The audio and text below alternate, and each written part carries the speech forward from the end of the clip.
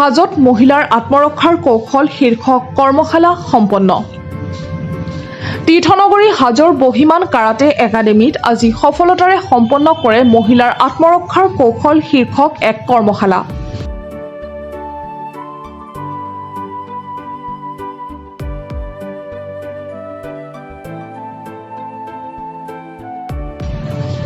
হাজোৰ বিভিন্ন প্ৰান্তৰ প্ৰায় অৰ্ধ শতাধিক কিশোৰী যুৱতীয়ে অংশগ্ৰহণ কৰা কৰ্মশালা মুকলি কৰি আন্তঃৰাষ্ট্ৰীয় পদক প্ৰাপ্ত কাৰাটে খেলুৱৈ তথা ইউনিভাৰ্চেল কাৰাটে ফেডাৰেশ্যনৰ মুৰব্বী দীপাংকৰ মজুমদাৰে কয়, সাম্প্ৰতিক সময়ত কিশোৰী যুৱতীসকলে আত্মৰক্ষাৰ কৌশল জনাটো অতি আৱশ্যক হৈ পৰিছে।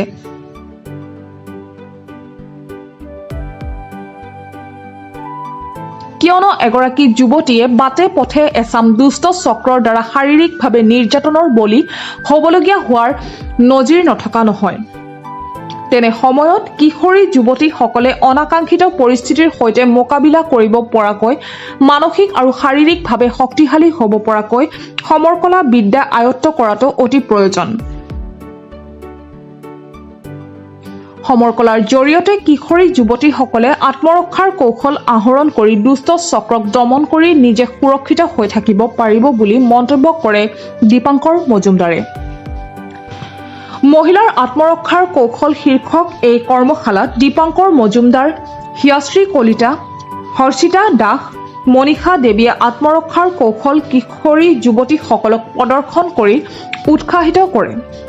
এই কৰ্মশালাত হিমাংশু ৰাজ পাটোৱাৰী, ডেনিম ৰাজ দাস, শ্যামল কলিতা আৰু পৃথুৰাজে আত্মৰক্ষাৰ বাবে বিভিন্ন কৌশল প্ৰদৰ্শন কৰে।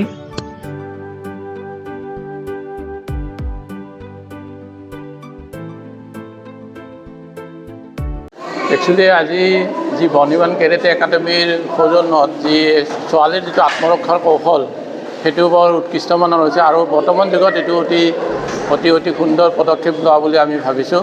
গতিকে আৰু বৰ্তমানো যে ভৱিষ্যতে এইটো প্ৰক্ৰিয়াটো যাতে চলি থাকে, মই বৰ্নিমান কেৰেটে এছ'চিয়েশ্যনৰ দীপাংকৰ মজুমদাৰক ধন্যবাদ জনাইছোঁ।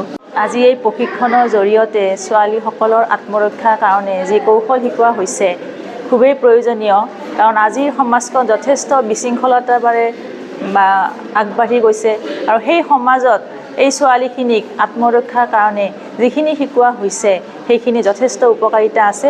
আৰু যদি কিবা আৰু কৌশল আছে তেওঁলোকৰ আত্মৰক্ষাৰ কাৰণে বা নিজকে বচাবৰ কাৰণে, তেনেহ'লে আৰু ভালকৈ শিকালে ভাল হয় আৰু যাতে তেওঁলোকে সুৰক্ষিত হৈ থাকিব পাৰে।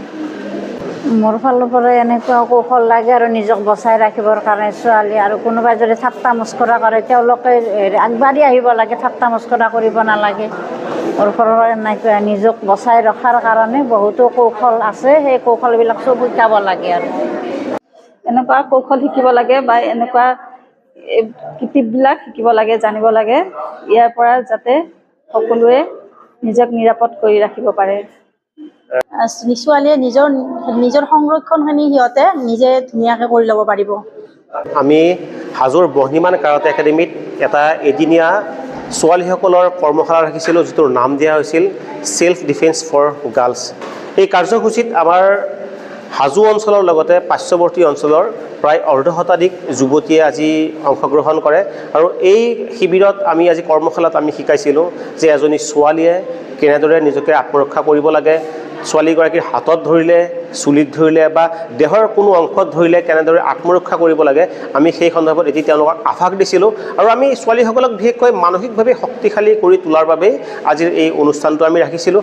আৰু এই অনুষ্ঠানত আমি অভিভাৱকসকলক ধন্যবাদ জনাইছোঁ যে বিভিন্ন অঞ্চলৰ অভিভাৱকে আজিৰ এই অনুষ্ঠানত আহি তেওঁলোকৰ ছোৱালীসকলক লৈ আহিছে, তেওঁলোকৰ নিজ কন্যা সন্তানক লৈ আহিছে আৰু ইয়াতে আনি তেওঁলোকে যে এই প্ৰশিক্ষণ গ্ৰহণ কৰিবলৈ তেওঁলোক আগ্ৰহী। আৰু তেওঁলোকেও আমাক অনুষ্ঠানৰ শেষত এটা কথা কৈছে যে তেওঁলোকে আন লোককো যে ইয়াৰ বিষয়ে তেওঁলোকে জনাব আৰু বিশেষকৈ ছোৱালীসকলক যে আত্মৰক্ষাৰ কৌশল সকলোৱে জনাটো যে অতি আৱশ্যক আৰু আত্মৰক্ষাৰ কৌশল কেনেদৰে আয়ত্ত কৰিব পাৰি, পৰৱৰ্তী সময়ত আমাৰ যি কাৰ্যসূচী আছে সেই কাৰ্যসূচীটো আমি সকলোকে অংশগ্ৰহণ কৰিবলৈ আমি বিনম্ৰতাৰে অনুৰোধ জনাইছোঁ।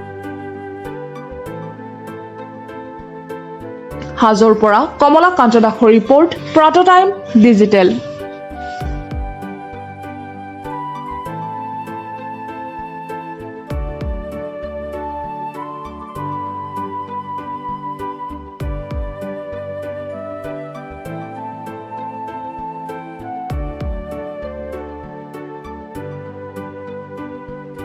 অসমৰ সংবাদ জগতখনৰ বাবে এক সুখবৰ।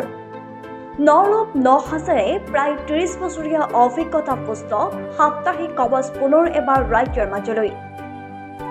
স্বত্বাধিকাৰী প্ৰণীতা কলিতাৰ দ্বাৰা প্ৰকাশিত আৰু অমৰজ্যোতি প্ৰিণ্টাৰ্ছ, গুৱাহাটী কমাৰ্চ কলেজৰ বিপৰীত ফালে মুদ্ৰিত।